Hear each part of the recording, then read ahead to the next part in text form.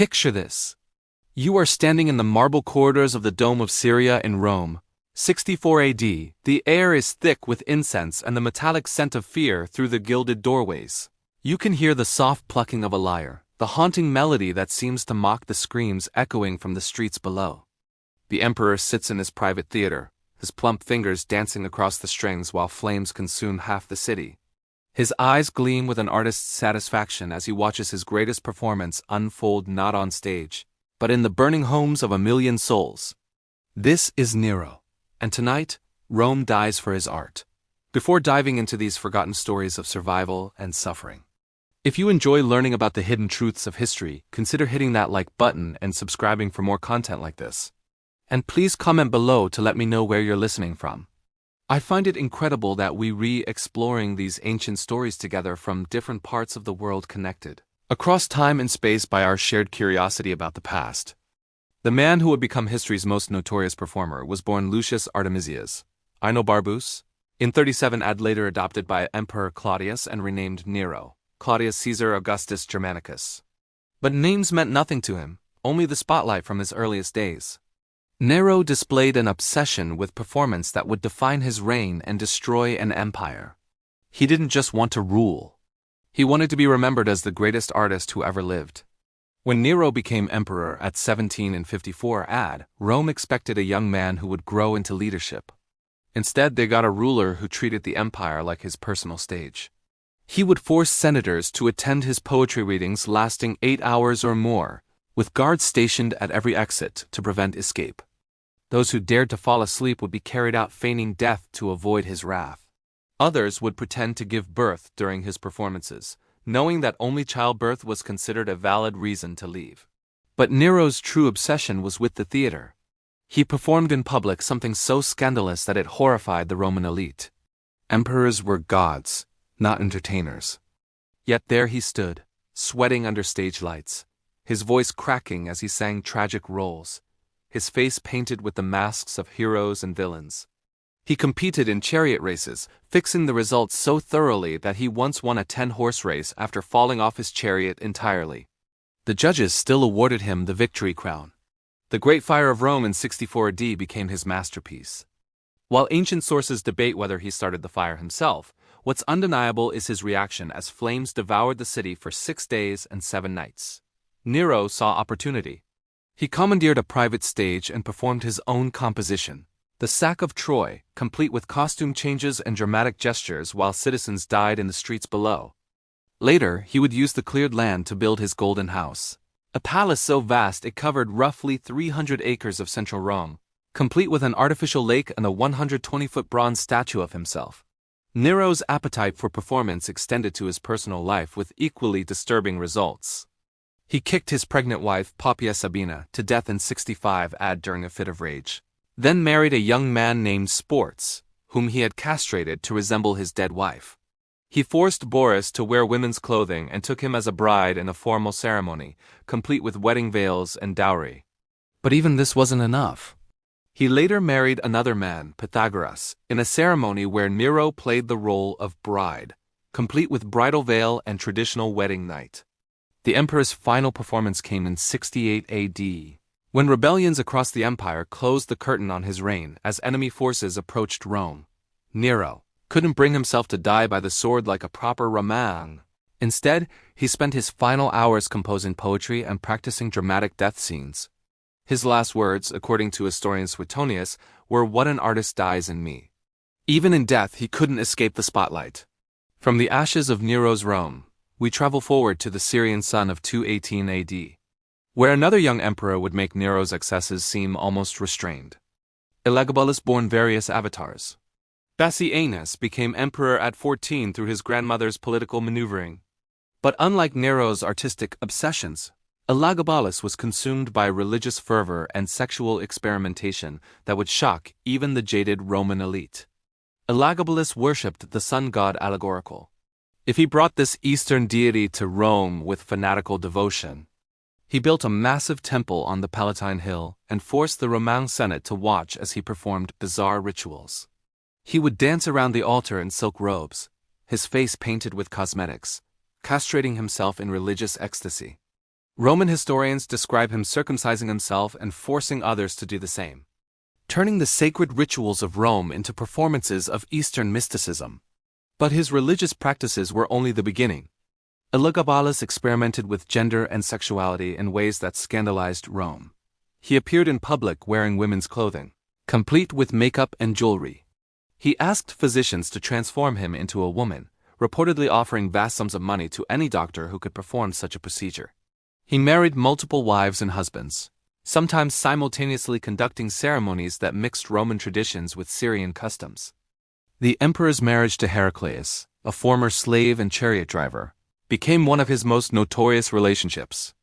Elagabalus would address heroically as his husband and took the role of wife, even wearing women's clothing during their private moments. Court observers noted that the emperor would paint his eyes with cosmetics and remove his body hair, presenting himself as feminine as possible.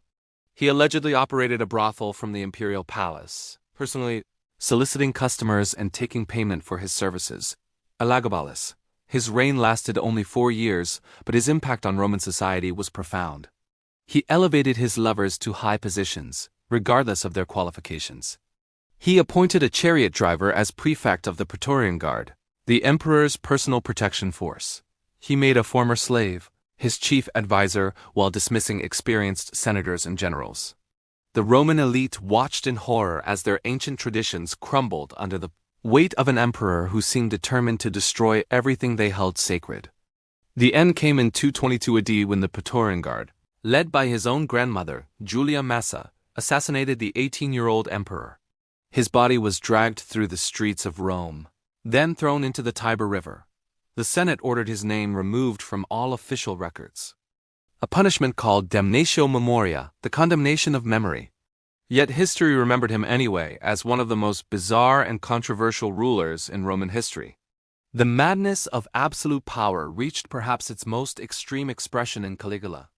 Born Golius Julius Caesar, Augustus Germanicus in 12 AD, his nickname Caligula came from the tiny military boots he wore as a child among his father's legions. But there was nothing childlike about the monster he became when he assumed power. In 37 AD, Romans celebrated, believing they were rid of the paranoid Tiberius. They had no idea they were trading one nightmare for another.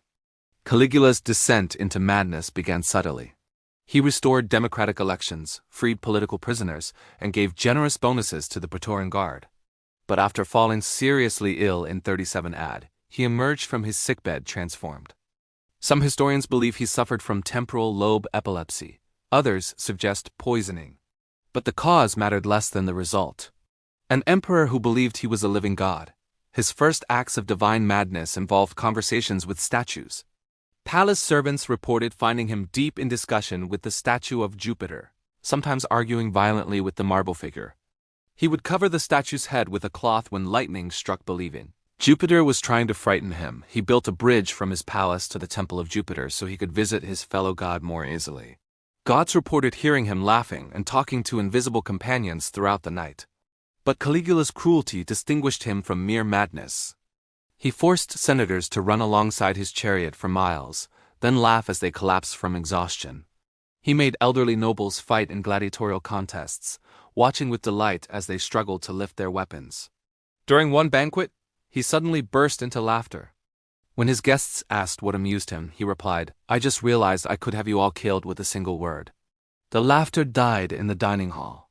His treatment of his horse in Tartus became legendary. Caligula built the animal a marble stable with an ivory manger and purple blankets.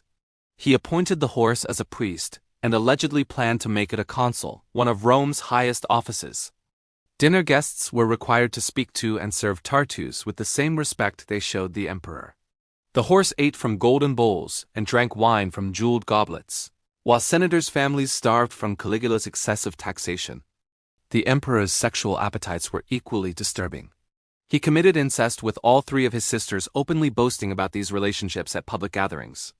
He forced other senators to watch as he violated their wives and daughters, sometimes during dinner parties.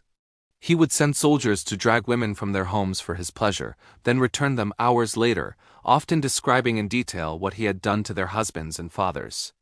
Caligula's building projects revealed his megalomaniacal nature. He began construction on a bridge across the Bay of Naples, nearly 3 miles long, simply so he could ride across it wearing Alexander the Great's breastplate. He built a temporary bridge of boats across the bay and rowed back and forth for days, throwing Roman citizens into the water when they failed to cheer loudly enough. The project bankrupted the treasury and accomplished nothing except satisfying his desire for spectacle. His end came in 41 AD when Cassius Chariot, a Praetorian Guard officer whom Caligula had repeatedly humiliated, led a conspiracy against him. They cornered the emperor in an underground passage beneath the palace and stabbed him 30 times. His wife says in India an infant daughter were also murdered to prevent any attempt at succession.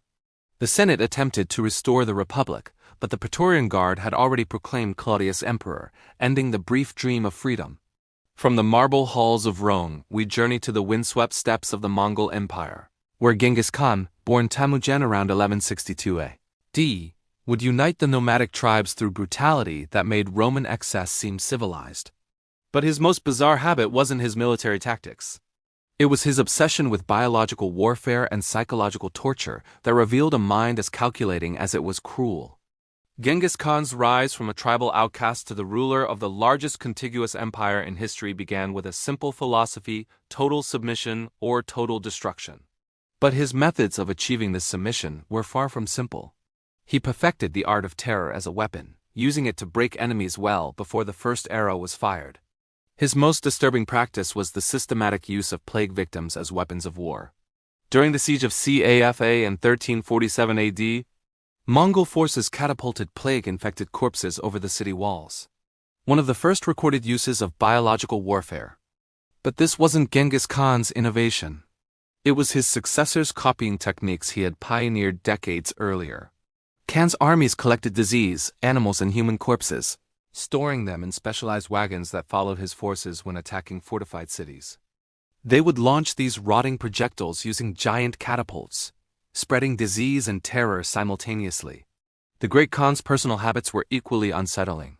He believed that washing would remove his spiritual power, so he rarely bathed and forbade his warriors from cleaning themselves during campaigns. The Mongol army moved across Asia like a plague of unwashed bodies, the smell preceding them by miles.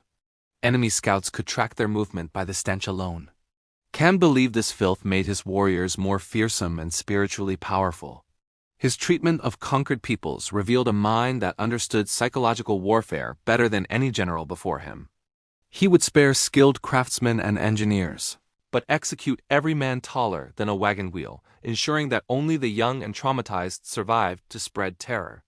Children were forced to watch their parents' execution, then integrated into Mongol society as psychological weapons against their own people in future campaigns. Genghis Khan's sexual practices were systematic and brutal. He maintained a harem of thousands of women, but his true obsession was the rape of enemy leaders, wives and daughters in front of their families. He believed that humiliating enemy males was more effective than killing them, as survivors would spread fear more effectively than martyrs.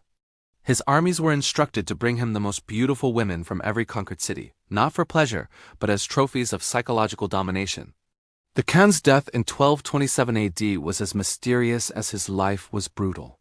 Some sources claim he died from injuries sustained falling from a horse. Others suggest he was killed by a captured target princess who concealed a blade during rape. His burial location remains unknown as his followers killed anyone who witnessed the funeral procession. Over 800 people died to keep his grave secret. Their bodies scattered across the steppes to prevent anyone from following the trail. Moving from the vast steppes of Asia to the stone castles of medieval Europe, we encounter Vlad, a III of Wallachia, known as Vlad the Impaler. Born around 1431 AD, his name became synonymous with cruelty, inspiring the legend of Dracula. But the historical reality was far more disturbing than any vampire tale.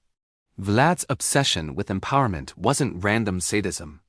It was a carefully calculated psychological weapon designed to terrorize his enemies, to maintain absolute control over his subjects. Vlad's introduction to cruelty came during his childhood captivity among the Ottoman Turks from 1442 to 1448 AD. He lived as a hostage in the Ottoman court, watching as his captors used torture and executioner's tools of statecraft. He studied their methods carefully, learning that fear was more effective than force. When he finally became ruler of Wallachia in 1456 AD, He applied these lessons with innovations that horrified even his Ottoman teachers. Empowerment became his signature method of execution, but Vlad refined it into an art form. He would have victims stripped naked and forced onto sharpened stakes, carefully positioned to avoid vital organs and prolonged suffering. The stakes were then raised vertically, allowing gravity to slowly drive the wood through the victim's body over several hours or days. Vlad would often dine among the dying, watching their faces as they slowly succumbed to their wounds. His most infamous display occurred in 1459 AD, when he impaled over 20,000 Ottoman prisoners outside the city of Tarkov each day. The forest of stakes stretched for miles with bodies arranged by height and social status. Vlad positioned his dining table in the center of this human garden, hosting diplomatic meetings while surrounded by the slowly dying Ottoman. Envoys reported that the smell of death and the sound of moaning victims made negotiation impossible, exactly as Vlad intended. But empowerment was only one tool in his arsenal of psychological warfare. He would invite enemies to dinner, then have them seized and tortured in front of their families. He once invited several hundred nobles to a banquet, then had the doors sealed and the building burned with all the guests inside. He told survivors that he was cleaning the weeds from his garden. Those who escaped spread word of his methods, turning his reputation into a weapon that preceded his armies. Vlad's personal life reflected his public cruelty. He married twice, both times to women whose previous husbands he had killed. His first wife, whose name is lost to history, allegedly committed suicide by throwing herself from the castle tower, rather than face capture by Ottoman forces. His second wife, Ilona Solangi, lived in constant fear of his moods. Court records describe her jumping at sudden sounds and refusing to eat food that hadn't been tested by servants. The ruler's obsession with cleanliness created a bizarre contrast to his bloody methods. He bathed multiple times daily and changed clothes frequently, as if trying to wash away the blood on his hands. He required his servants to maintain spotless conditions in his castle, executing those who failed to meet his standards. Visitors reported that his dining hall was immaculate with fresh brushes on the floor and clean linens on the tables, even when surrounded by the stench of impaled victims outside Vlad's, and came in 1476 AD during a battle against the Ottomans. His own nobles, terrified of his unpredictable cruelty, abandoned him on the battlefield. His head was cut off and sent to the Ottoman Sultan in Constantinople, where it was displayed on a stake, a fitting end for the man who had killed thousands in the same manner. His body was buried in a monastery, but the exact location remains unknown, as monks feared his spirit might return to torment the living from the blood-soaked battlefields of Wallachia. We travel to the sun-baked deserts of the Aztec Empire, where Moctezuma II, born around 1466 AD, ruled over millions of subjects through a combination of religious devotion and ceremonial brutality that made European monarchs seem restrained. His most bizarre habit wasn't his famous collection of exotic animals. It was his obsession with human sacrifice was a form of divine communication conducted with ritualistic precision that revealed a mind completely consumed by religious delusion. Moctezuma too soon became the 9th Aztec emperor in 1502 AD, ruling from his magnificent capital of 10 October Atlanta, a city that Spanish conquistadors would later describe as more beautiful than any European capital. But beneath the beauty lay a civilization built on systematic human sacrifice, with Moctezuma serving as both priest and emperor in ceremonies that consumed thousands of lives annually. The emperor's daily routine began before dawn with ritual bloodletting. He would pierce his ears, tongue, and genitals with obsidian blades, collecting the blood in jade bowls as offerings to the gods. Court observers described him as entering a trance-like state during these sessions, speaking to invisible deities and receiving instructions for the day's activities. His servants collected every drop of his blood, believing it contained divine power that could influence the weather and ensure good harvests. Moctezuma's zoo was legendary, housing creatures from across the empire in elaborate enclosures. But his most disturbing collection wasn't animals, it was human beings. He maintained a menagerie of dwarfs, hunchbacks, some people with other physical deformities, whom he displayed for visitors and used in religious ceremonies. These individuals were treated as living sacrifices, their unusual appearance believed to make them more pleasing to the gods. He would often have them killed during important festivals. Their hearts were moved while still beating. The emperor's dietary habits reflected his religious obsessions. He ate only foods that had been blessed by priests and tested by food tasters not for poison, but for spiritual purity. He believed that consuming impure food would anger the gods and bring disaster to his empire. His meals included chocolate drinks mixed with human blood, particularly from sacrificed children, which he believed enhanced his divine powers. Spanish chroniclers reported that he would drink this mixture while watching prisoner executions, his eyes glazing over as he entered religious ecstasy. Moctezuma, as treatment of prisoners, revealed the systematic nature of Aztec sacrifice. He maintained elaborate prison complexes where captives were fattened for sacrifice, the diet carefully controlled to ensure their flesh would be pleasing to the gods. He personally selected victims for major ceremonies, examining their bodies for physical perfection and signs of divine favor. Those chosen for sacrifice were treated as honored guests until their execution. Given fine clothes and elaborate meals in their final days, the emperor's most infamous ceremony was the dedication of the rebuilt Templo Mayor in 1487 A.D., where historical accounts suggest that over 20,000 prisoners were sacrificed over 4 days. Moctezuma personally performed many of these executions using obsidian knives to cut out beating hearts, which he then offered to the statue of Ritual, a popularly god of war. The steps of the temple were painted red with blood, and the smell of death permeated the city for weeks afterward. His relationship with the Spanish conquistadors revealed the depth of his religious delusion. When Hernán Cortés arrived in 1519 AD, Moctezuma believed he was the returning god Quetzalcoatl, as predicted by Aztec prophecy.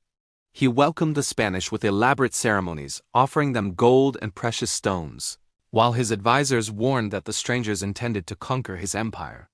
His religious faith blinded him to the obvious threat, and he became a prisoner in his own palace. Moctezuma's death in 1520 AD remains controversial. Spanish sources claim he was killed by stones thrown by his own people during a rebellion, while Aztec accounts suggest the Spanish murdered him directly. What's certain is that his religious obsessions and inability to adapt to new realities contributed to the fall of one of history's greatest civilizations. The emperor, who believed he could speak to gods, couldn't recognize human treachery when it stood before him. Across the Atlantic, in the court of France, we encounter Charles VI, born in 1368 AD, whose reign from 1380 to 1422 AD was marked by periods of complete madness that earned him the nickname Charles the Mad. His bizarre behavior wasn't the calculated cruelty of other rulers. It was the product of a mind that had completely lost touch with reality, creating a court where courtiers never knew if their king would embrace them or try to murder them. Charles VI's first major episode of madness occurred in 1392 AD during a military campaign in Brittany. While riding through the forest of La Mancha, he suddenly drew his sword and began attacking his own knights, killing 4 men before being subdued. Witnesses reported that he didn't recognize his own brother and screamed that enemies were pursuing him. This episode marked the beginning of a mental deterioration that would last for the rest of his reign. During his periods of madness, Charles believed he was made of glass and would shatter if touched. He had iron rods sewn into his clothing to prevent breaking and refused to allow anyone to come near him. Court physicians tried various treatments, including loud noises to shock him back to sanity, but these only made his condition worse. He would spend hours standing perfectly still, convinced that any movement would cause him to shatter into pieces. The king's identity delusions were equally disturbing. He sometimes forgot his own name and insisted he was not the King of France, but a poor servant named George. During these episodes, he would refuse to change his clothes or bathe, believing that such luxuries were inappropriate for a commoner. He once didn't change his clothes for 5 months, his garments becoming so filthy that servants had to cut them away while he slept. Charles's fear of his own existence extended to his family. He didn't recognize his wife, Queen Isabeau of Bavaria, and became violent when she tried to approach him. He refused to acknowledge his children, insisting they were impostors sent by his enemies. During one episode, he barricaded himself in his chambers for weeks, convinced that his family was trying to poison him. He would only eat food prepared by a single trusted servant, and even then he would make the servant eat first to ensure it wasn't poisoned. The king's attempts to escape his own body led to increasingly bizarre behavior. He would run through the palace corridors, trying to outrun his own shadow. Convinced it was a demon pursuing him, he once attempted to burn down his own chambers, believing that fire would purify him of evil spirits. Guards had to wrestle him away from the flames, his hair and beard singed from the heat. His lucid periods were almost more disturbing than his madness. During these moments, Charles would remember his actions and become consumed with guilt and horror. He would weep for hours, begging forgiveness from those he had attacked and trying to make amends for his behavior. But these moments of clarity were brief, and he would inevitably slip back into delusion each time, emerging more damaged than before. The political consequences of Charles's madness were catastrophic for France. During his incapacitation, the kingdom fell into civil war between the Armagnac and Burgundians, noble factions fighting for control of the regency. The English took advantage of this chaos, conquering much of northern France during the 100 Years' War. Charles's madness didn't just affect his court, it nearly destroyed his kingdom. Charles died in 1422 AD, his mind broken by 30 years of intermittent madness. His son, the future Charles VII, would spend decades recovering the territories lost during his father's illness.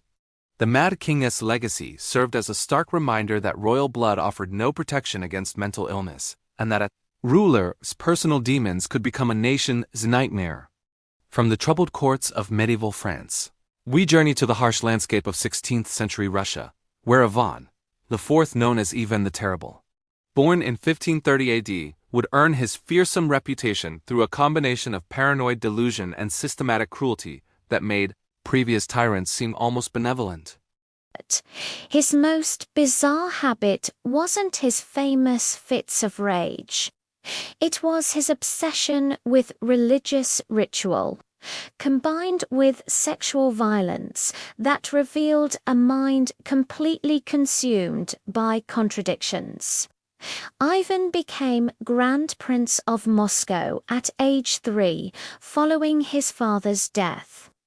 But his true education came from the boy as nobles, who served as his regents. These men treated the young ruler as a pawn in their power games, alternately coddling and abusing him depending on their political needs.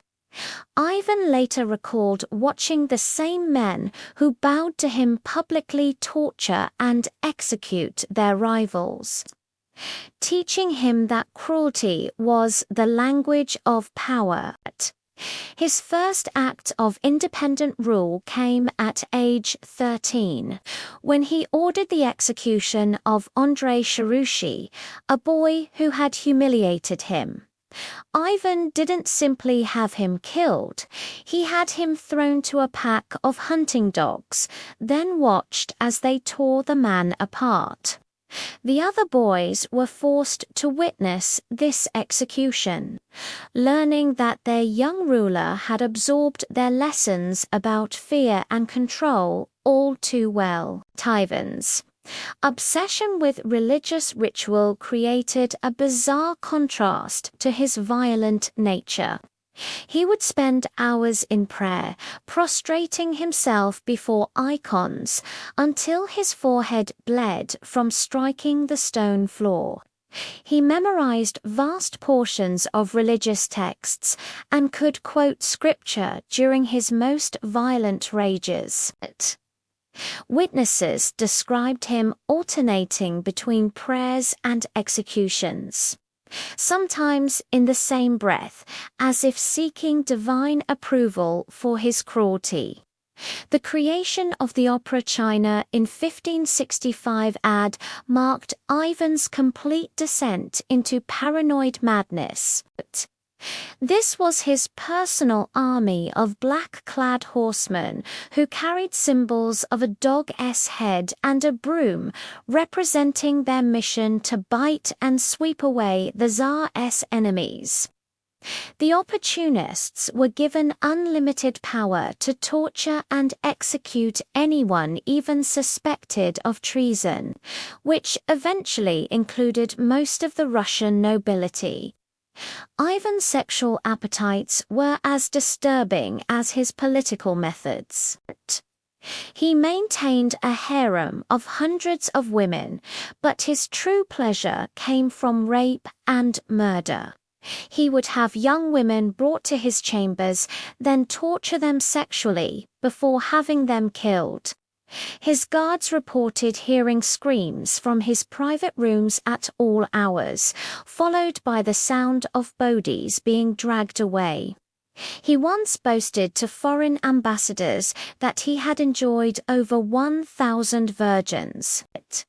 Though he admitted that most hadn't survived the experience, his treatment of his own family revealed the depth of his madness. In 1581 AD, during a fit of rage, he struck his son and heir, Ivan Ivanovich, with his metal-tipped staff, fracturing the young man's skull. As his son lay dying, Ivan alternated between grief and fury, praying for forgiveness while raging at the boy as he blamed for his son's death. The prince died 3 days later, leaving Ivan without a competent heir, and Russia facing a succession crisis. The Tsar's final years were marked by increasing paranoia and religious obsession. He took monastic vows while continuing his violent rule, believing that becoming a monk would cleanse him of his sins while allowing him to continue his earthly reign. He wore a hair shirt under his robes and spent hours in prayer.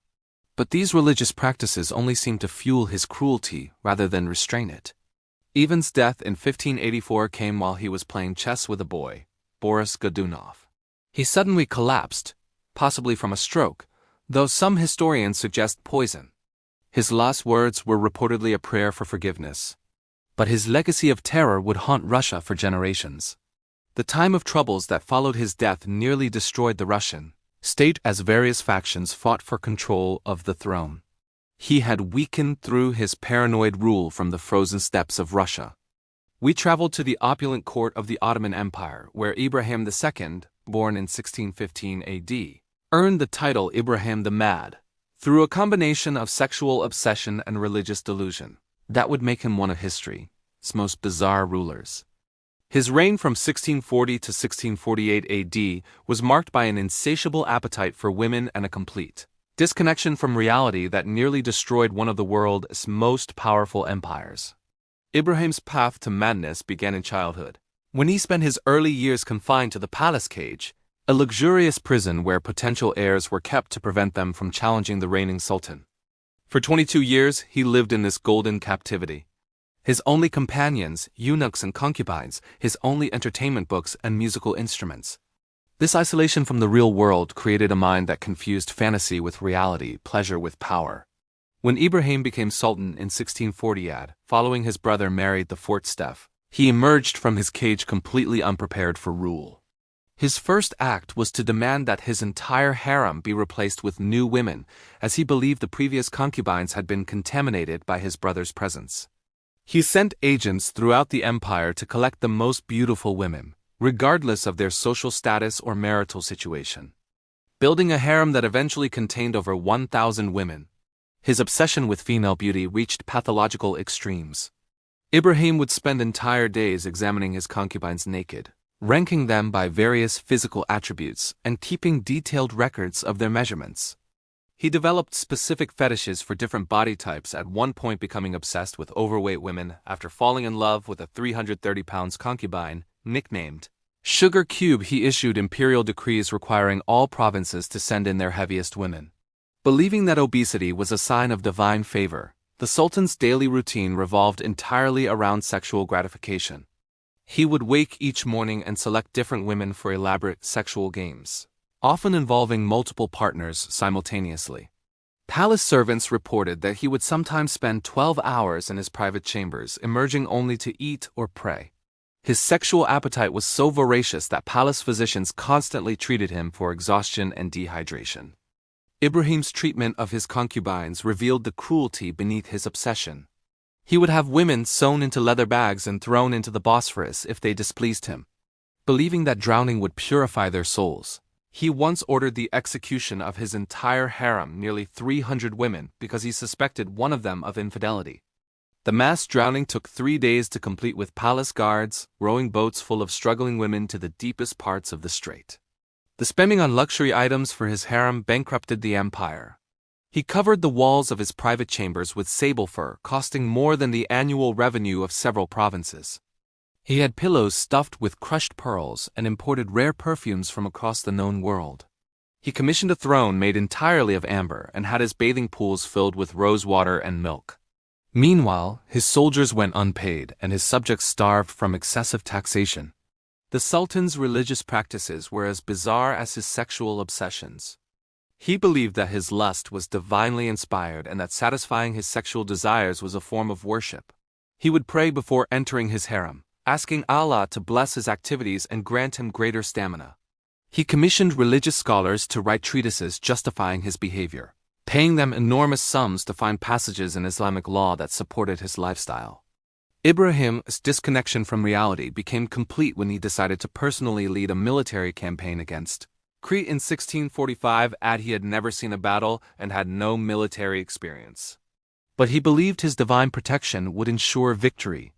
He spent months preparing for the campaign by having his concubines dress as soldiers and stage mock battles in the palace gardens. When advisors tried to explain the realities of warfare, he had them executed for undermining imperial confidence. The end came in 1648 AD, when the Janissaries, the empire's elite soldiers, finally lost patience with his incompetence. They stormed the palace and dragged him from his chambers, where he was found cowering among his concubines.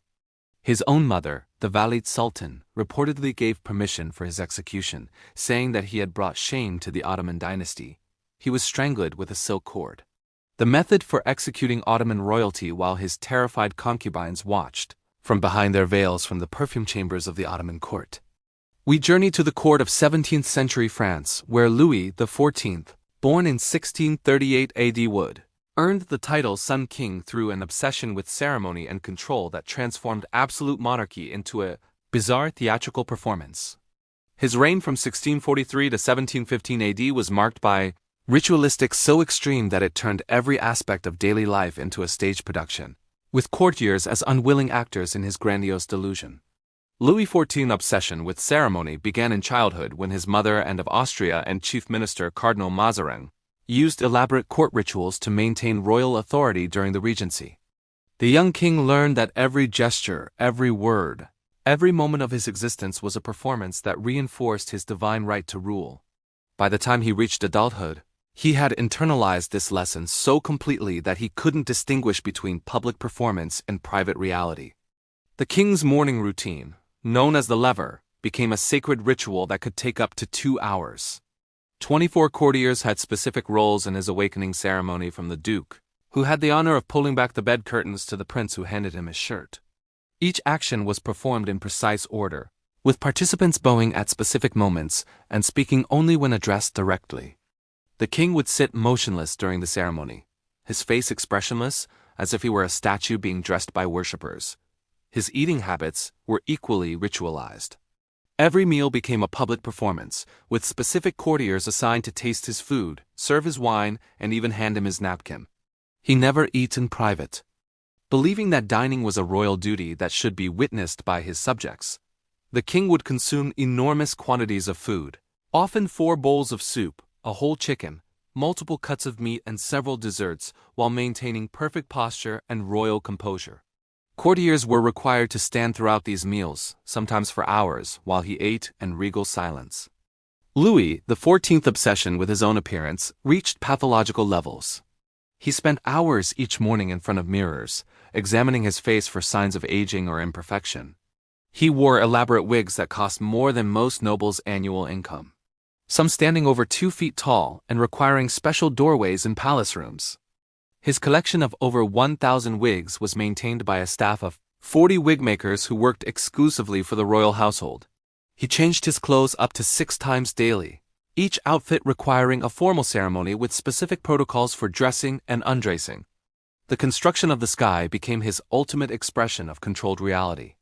He transformed a modest hunting lodge into the most magnificent palace in Europe.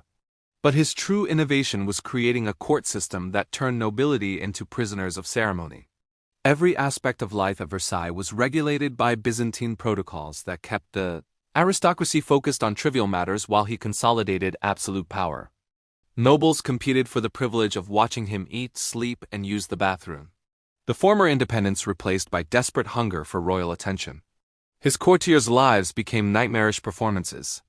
The Duchess of Burgundy once collapsed during a leave, a ceremony that was forbidden to leave until the king dismissed her. She stood for 3 hours with a broken ankle, her face pale with pain, while Louis XIV continued his routine unchanged. The Duke of St. Simon recorded that courtiers would soil themselves, rather than risk leaving a ceremony without permission. Their desperation hidden behind elaborate court dress and powdered faces. Louis XIV's sexual habits was regulated as his court ceremonies. He maintained official mistresses, in addition to his 2 wives. But even these relationships followed strict protocols. His lovers were required to participate in court ceremonies and maintain specific roles in the royal household. Madame de Montauban, his most famous mistress, was forced to attend Mass with the Queen and participate in religious ceremonies. While publicly known as the king's lover, this bizarre arrangement created a court where adultery was institutionalized and sanctified through ceremony. The king's death in 1715 revealed the ultimate emptiness of his theatrical reign. He had created a system so focused on performance that it had lost touch with reality. His successors inherited a bankrupt kingdom, a resentful nobility, and a population that had forgotten how to govern itself. The elaborate ceremonies that had sustained his reign for 72 years collapsed within decades, leading to the French Revolution and the execution of his descendant, Louis XVI. From the gilded halls of Versailles, we crossed the English Channel to encounter Henry VIII. Born in 1491 AD, whose reign from 1509 to 1547 AD was marked by an obsession with marriage and divorce that would split England from the Catholic Church and create a legacy of terror that made him one of history's most feared monarchs. His bizarre habit wasn't just his 6 marriages. It was his systematic use of execution as a solution to personal problems. Turning the Tower of London into his private divorce court, Henry VIII began his reign as a golden prince, handsome and athletic, beloved by his subjects, and praised by European courts. But his inability to produce a male heir with his first wife, Catherine of Aragon, triggered a psychological transformation that would define his reign.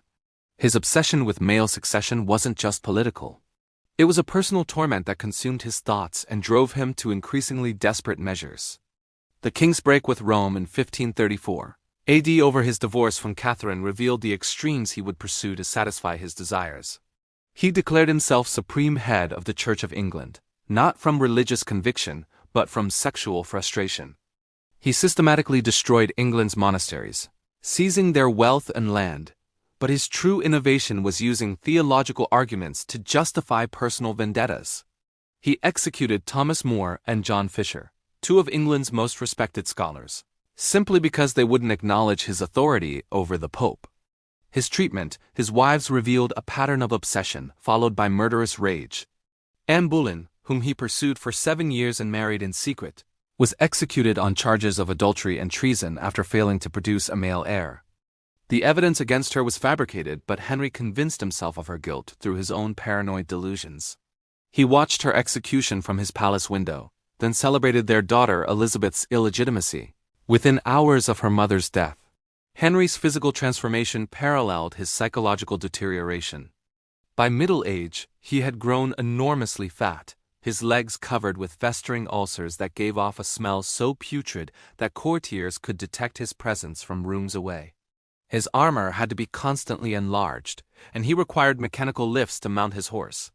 Yet he maintained the delusion that he was still the athletic prince of his youth, commissioning portraits that showed him as slim and powerful, while his actual body was grotesque and diseased. The king's paranoia reached its peak during his marriage to his 5th wife, Catherine Howard. When he discovered her previous relationships, he flew into such a rage that witnesses feared for their own safety. He had her executed along with her alleged lovers. But his fury didn't end there. He executed anyone who had known about her past and failed to inform him, including elderly servants who had worked for her family. The purge consumed dozens of lives, all because a teenage girl had been sexually active before marriage. Henry's final years were marked by increasing isolation and cruelty. He slept with a loaded crossbow beside his bed, convinced that assassins were lurking in the palace shadows. He had his food tasted by multiple servants and changed his sleeping chambers randomly to avoid poison. His courtiers lived in constant fear of his moods. Knowing that a careless word could result in execution, the Tower of London's execution block was worn smooth from use during his reign. His death in 1547 AD came from complications related to his obesity and infected leg ulcers. His last words were reportedly monks. Monks? Monks, perhaps a reference to the religious men he had destroyed during his break with Rome. He left behind a kingdom transformed by his personal obsessions. A daughter who would become one of England's greatest queens, and a legacy of terror that would influence English monarchy for centuries. From the English court, we journey to the mountains of Wallachia to encounter another member of the Dracul family. Radu the Handsome, born around 1437 AD, younger brother of Vlad the Impaler. His bizarre habits weren't marked by his brother's cruelty, but by a complete submission to his Ottoman captors that earned him the throne of Wallachia, while destroying his soul. His reign from 1462 to 1475 AD was characterized by sexual submission and cultural betrayal that made him one of history's most psychologically complex rulers. Radical transformation began during his childhood captivity alongside his brother Vlad in the Ottoman court. While Vlad learned cruelty and resistance, Radu chose accommodation and submission. He converted to Islam, learned Turkish and Arabic, and eventually became a favorite of Sultan Mehmed II. But his relationship with the Sultan went beyond political alliance. Historical sources suggest a sexual relationship that shaped his entire worldview and political philosophy. His unusual name, the Handsome, reflected his physical beauty and his use of sexuality as a political weapon. Ottoman chroniclers described him as exceptionally attractive with fair skin and delicate features that made him popular among both men and women at court.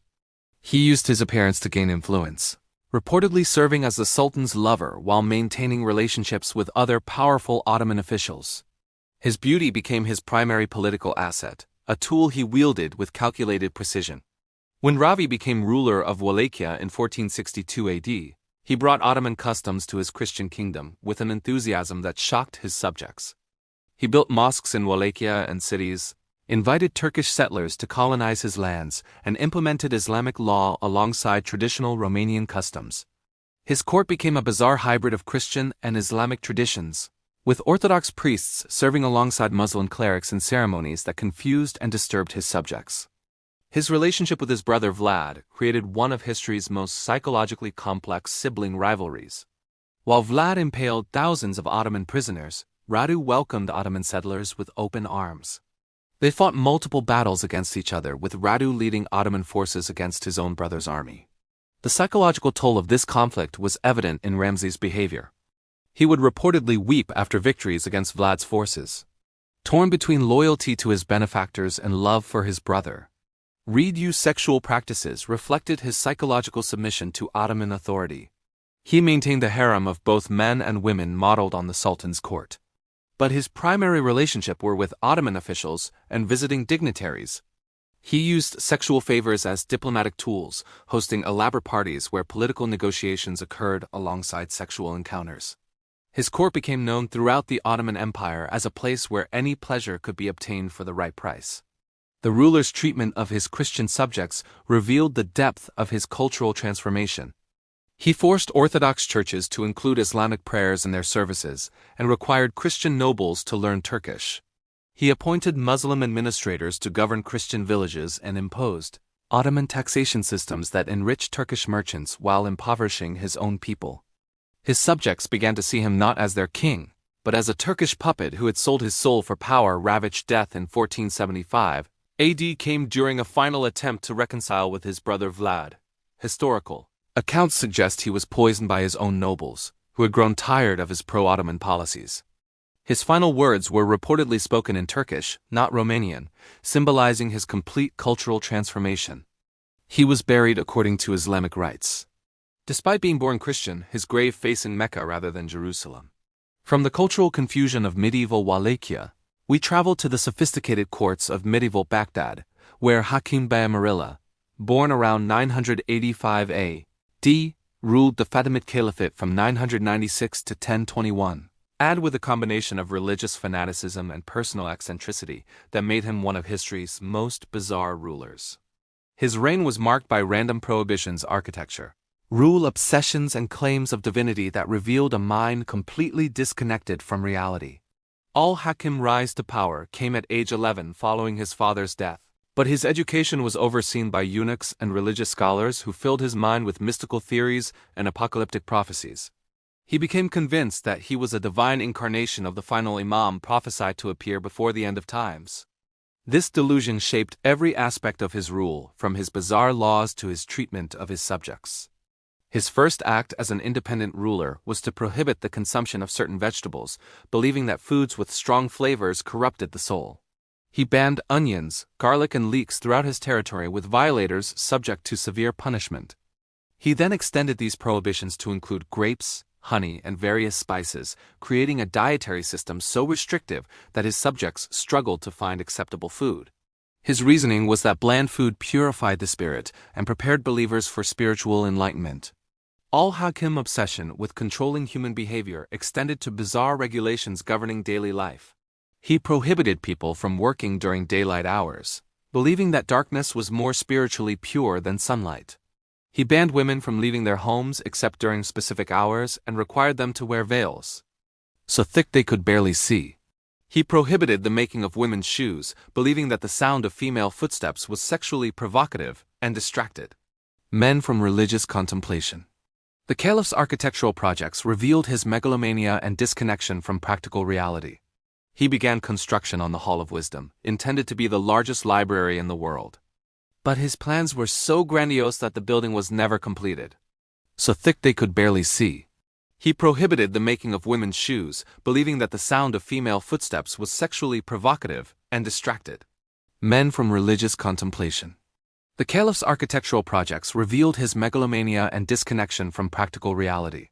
He began construction on the Hall of Wisdom, intended to be the largest library in the world. But his plans were so grandiose that the building was never completed.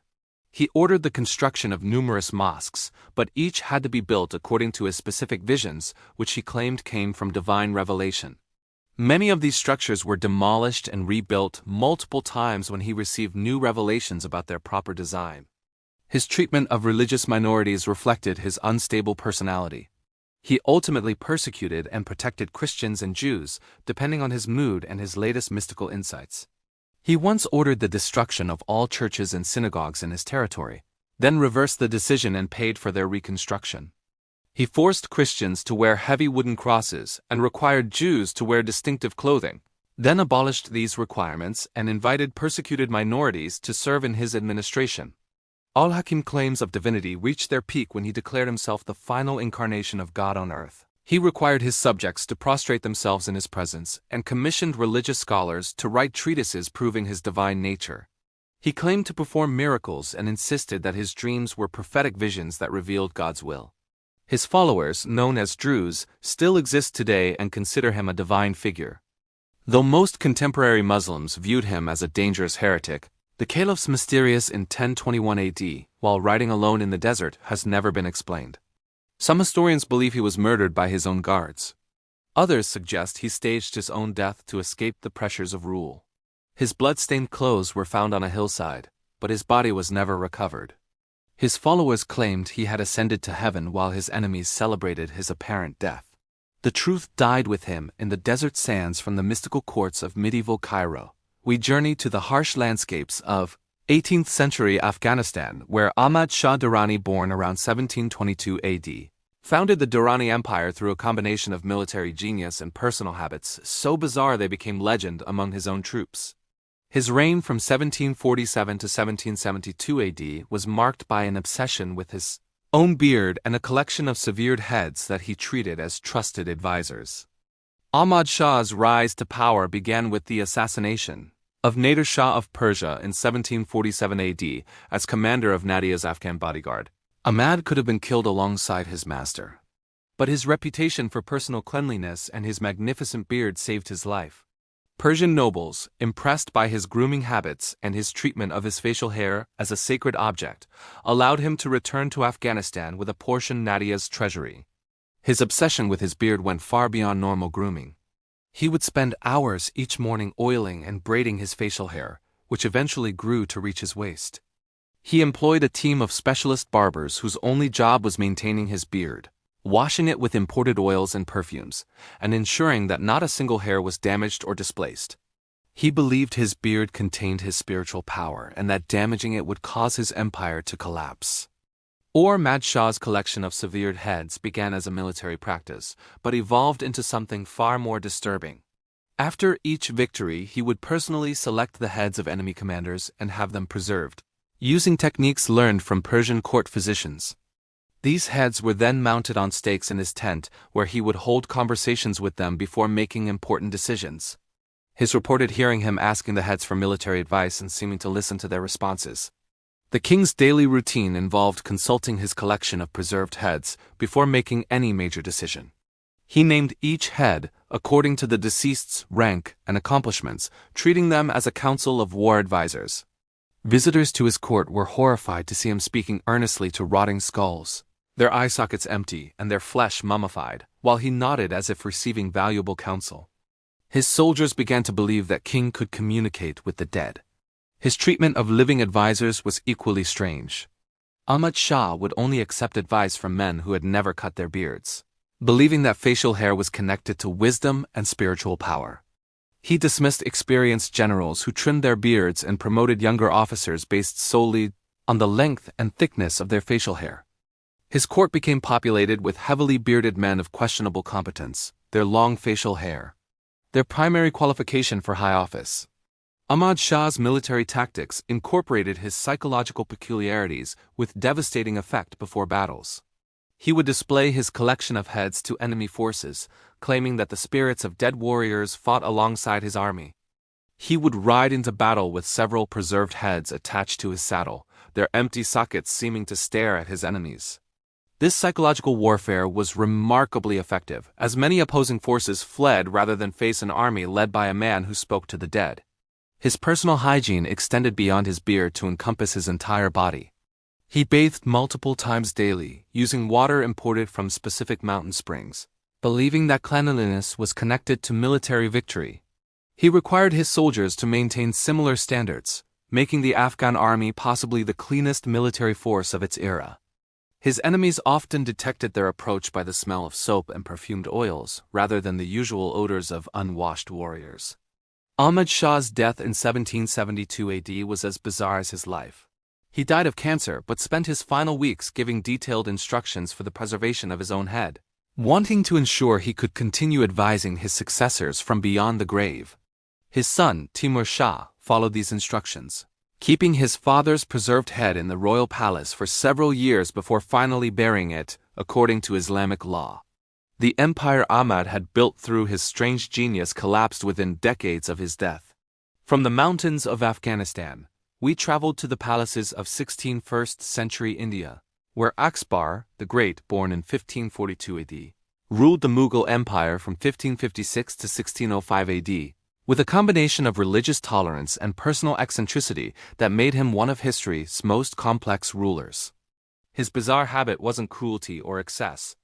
It was his obsession with creating a new religion that combined elements of every faith he encountered, turning his court into a theological laboratory where he played the role of divine prophet. Akbar's religious experimentation began with his education and multiple tutors representing different faiths. He learned from Muslim scholars, Hindu priests, Christian missionaries, Zoroastrian teachers, and Buddhist monks, absorbing elements from each tradition while rejecting their claims to exclusive truth. By adulthood, he had developed a syncretic worldview that saw all religions as partial expressions of a single divine truth that only he could fully understand. His creation of the denial of religion of God in 1582 had represented the culmination of his theological ambitions. This new faith combined Islamic monotheism, Hindu reincarnation, Christian morality and Zoroastrian fire worship into a system that Akbar claimed had been revealed to him directly by God. He appointed himself as the religion's prophet and required his closest courtiers to convert, though he never forced the practice on his broader subjects. The emperor's daily routine revolved around religious debate and experimentation. He built the Abad Khana house of worship, where representatives of different faiths would engage in theological discussions, while he listened and offered his own interpretations.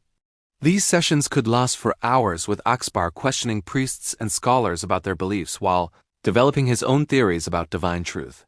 He took detailed notes during these debates, compiling them into religious texts that formed the foundation of his new faith.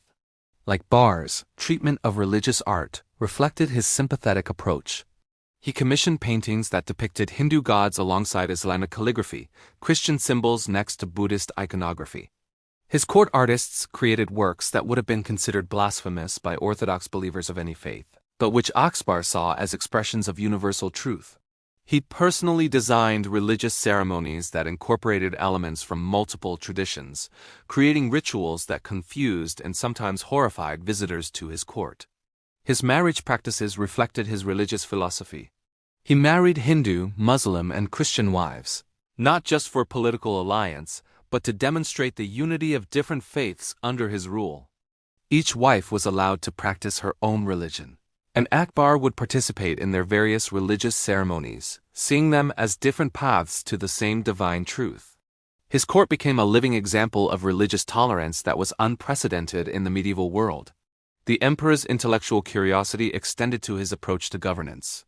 He abolished the jizya tax on non-Muslims, promoted religious minorities to high positions, and established a system of administration that valued competence over religious affiliation. His empire became a refuge for persecuted religious minorities from across Asia, as his reputation for tolerance spread among communities facing religious persecution elsewhere. Akbar's death in 1605 AD marked the end of one of history's most remarkable experiments in religious synthesis. His son, Jahangir, abandoned the denial. He then returned to Orthodox Islam, but the legacy of religious tolerance that Akbar had established continued to influence Mughal policy for generations. His tomb in Sikandar reflects his syncretic vision, combining Islamic, Hindu, and Christian architectural elements in a structure that seems to embody his belief in the unity of all faiths. From the religious experiments of Mughal India, we journey to the windswept highlands of Scotland, where David, the firstborn around 1084 AD, ruled from 1124 to 1153 AD with a combination of religious devotion and personal habits, so extreme they earned him sainthood while nearly bankrupting his kingdom. His bizarre obsession wasn't with or pleasure. It was with founding religious institutions and giving away royal lands to achieve personal salvation. Treating his kingdom like a vast monastery with himself as its chief monk, David is religious. Mania began during his youth at the Anglo-Norman court, where he was exposed to continental European monasticism and the reformist within the Catholic Church. He became convinced that royal power was a burden that endangered his soul unless used exclusively for religious purposes. Upon becoming king, he embarked on a program of monastery building that transformed Scotland that nearly destroyed the royal treasury. His daily routine resembled that of a monk more than a king. He woke before dawn for private prayers, attended multiple masses throughout the day, and spent hours copying religious manuscripts by hand. He wore a hat shirt under his royal robes and fasted so frequently that his courtiers worried about his health. He slept on a simple straw mattress in a bare cell within his palace. Surrounding himself with religious symbols rather than royal luxury, the king's obsession with founding religious institutions reached extraordinary proportions. During his 29-year reign, he established over 20 major monasteries and countless smaller religious houses. He gave these institutions vast tracts of royal land, often the most fertile and valuable territories in Scotland. By the end of his reign, the church owned nearly 1/3 of all Scottish land, making it wealthier than the crown itself. David's approach to justice reflected his religious worldview. He established church courts alongside royal courts, often deferring to religious authorities in matters that traditionally fell under royal jurisdiction. He required all his officials to take religious vows and insisted that secular law conform to church doctrine. His kingdom became a theocracy in all but name, with bishops wielding more practical power than nobles. His treatment of money revealed the depth of his religious conviction. He gave away enormous sums to religious causes, funding the construction of elaborate churches and monasteries. While his own castles fell into disrepair, he refused to collect certain taxes.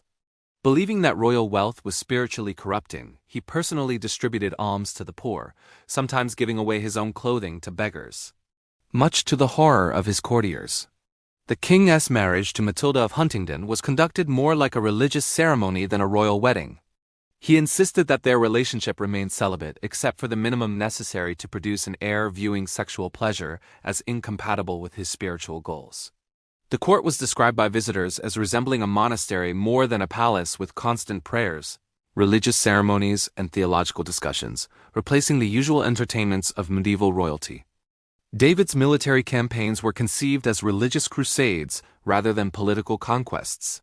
He fought against pagan tribes on Scotland's borders, but his primary goal was conversion rather than conquest. He established churches in newly conquered territories before building castles, and he insisted that captured enemies be offered conversion before execution. His army included more priests than professional soldiers. His death in 1153 AD came while he was praying in his private chapel. His last words were reportedly a prayer for the souls, his enemies, and he was found kneeling before a crucifix, his hands clasped in prayer. The Catholic Church canonized him as Saint David, the first recognizing his extraordinary devotion. But his successors inherited a kingdom so weakened by his religious generosity that it took generations to restore royal authority. A final journey takes us to the bizarre court of the Holy Roman Empire, where Rudolf, the second born in 1552 AD, ruled from 1576 to 1612 AD with an obsession for alchemy, astrology, and the occult. That transformed his court into Europe's strangest intellectual center. His reign was marked by complete withdrawal from political reality into a world of magical thinking and scientific experimentation that made him one of history's most eccentric rulers. Rudolf the Sitcom's descent into obsession began with his education in Spain, where he was exposed to the works of medieval alchemists and astrologers. He became convinced that the universe operated according to hidden principles that could be discovered through careful study and experimentation. When he became emperor, he transformed his court in Prague into a haven for scholars, magicians, charlatans, and genuine scientists, creating an atmosphere where reality and fantasy blended into indistinguishable confusion. His daily routine revolved around alchemical experiments and astrological calculations. He would spend hours in his private laboratory attempting to transmute base metals into gold and seeking the stone that would grant eternal life. He employed teams of alchemists, astrologers, and mathematicians, paying them enormous sums to pursue research that more practical rulers would have dismissed as nonsense. His court became a magnet for every occultist and pseudoscientist in Europe. The emperor's collection of curiosities grew into one of the most bizarre assemblages in European history. He owned thousands of paintings, sculptures, and mechanical devices, but his true passion was for objects he believed possessed magical properties. He collected supposed unicorn horns, crystals that allegedly revealed the future, and mechanical automata that seemed to move by supernatural power. His palace became a museum of the impossible, where visitors couldn't distinguish between genuine artifacts and elaborate hoaxes. Rudolf's treatment, his courtiers reflected his belief in astrology and magical influence. He would only conduct important business during astrologically favorable periods and required his advisors to have their horoscopes cast before accepting their counsel. He believed that certain people possessed supernatural powers and would promote individuals based on their alleged magical abilities rather than their political competence. His court attracted every fortune teller and miracle worker in Europe. This relationship with the famous astronomer Tycho, he revealed both his genuine interest in scientific discovery and his inability to distinguish between legitimate research and occult nonsense. He provided Brahe with unlimited resources for astronomical observation, while simultaneously funding astrologers who claimed to predict the future from planetary movements. He treated mathematics and magic as equivalent disciplines, unable to recognize the difference between empirical research and mystical speculation. The emperor's personal life became increasingly isolated as his obsessions consumed him. He rarely appeared in public, spending most of his time in his laboratories and workshops. He never married, claiming that romantic relationships would interfere with his spiritual development. He communicated with his subjects primarily through written proclamations, many of which contained astrological advice and alchemical theories that bewildered recipients. Rudolph's mental deterioration accelerated in his later years as the gap between his magical thinking and political reality became unbridgeable. He believed his alchemical experiments were on the verge of breakthrough. While his empire crumbled around him, religious wars devastated his territories. But he remained focused on his search for the philosopher's stone, His subjects began to see him as a madman rather than a ruler, and his own family eventually forced him to abdicate in favor of his more practical brother. His death in 1612 came while he was conducting an alchemical experiment. His hands stained with chemicals and his laboratory filled with failed attempts at transmutation. He left behind one of Europe's greatest art collections and a legacy of scientific patronage, but also an empire weakened by years of neglect. Court had been a strange hybrid of genuine intellectual achievement and complete delusion, reflecting the mind of a man who couldn't distinguish between knowledge and fantasy. As you sit here now, perhaps in the comfort of your home, the stories of these 15 kings might seem like ancient nightmares safely contained within history books and scholarly accounts. But power corrupts with the same relentless efficiency. Whether it flows through marble halls in ancient Rome or modern boardrooms and glass towers, the tools change social media instead of empowerment stakes. Economic warfare instead of biological weapons. Psychological manipulation instead of religious terror. But the fundamental dynamic remains unchanged. These weren't monsters who emerged from some primordial darkness. They were human beings born with the same capacity for love and reason that exists in everyone. Yet absolute power transformed them into creatures that their own mothers wouldn't recognize. Their humanity dissolved in the acid of unchecked authority. They began as children who laughed and cried and dreamed, and ended as nightmares that haunted their subjects long after death claimed them. The courtiers who bowed before burning Rome. The concubines who drowned in Ibrahim's Bosphorus, the peasants who starved while David built his monasteries. They all began their days hoping for simple things, a meal, safety, perhaps a moment of joy. Instead, they found themselves actors in tragedies written by minds so warped by power that they had forgotten what it meant to be human. Tonight, as you close your eyes, remember that somewhere in the world, power still flows through human hands. Remember that the capacity for both creation and destruction lives within every heart that beats with authority over others. The only difference between the kings in these stories and the leaders of today is that we've learned to hide our monsters better, to dress our cruelties in the language of necessity and progress. But in the darkness, before sleep, when the defenses of civilization grow thin and the whispers of absolute power grow loud, the ghosts of these 15 kings still walk among us. They remind us that the line between ruler and monster is written sand easily erased by the winds of unchecked ambition and absolute control. In the end, they were all just men who forgot they were human. And that perhaps is the most terrifying truth of all.